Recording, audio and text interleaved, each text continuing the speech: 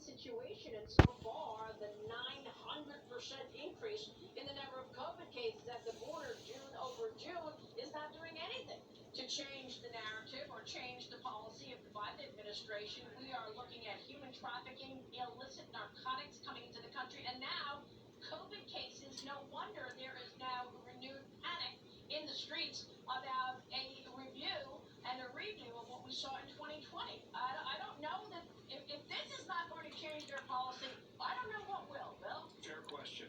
Another question for you. There are two giant bills being talked about in Washington, D.C. Immigration might be part of one of them. That's the second one coming down the line. They're looking at $4.5 trillion. Over the weekend, some Republicans say they're going to pass.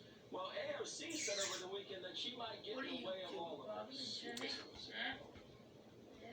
Well, we have a deal, and the deal is reconciliation for the bipartisan infrastructure. We have to get Senator, Sinema and Manchin's vote on reconciliation. They should also respect that there's a very tight House margin, and that we have to be able to uphold our end of the bargain as well.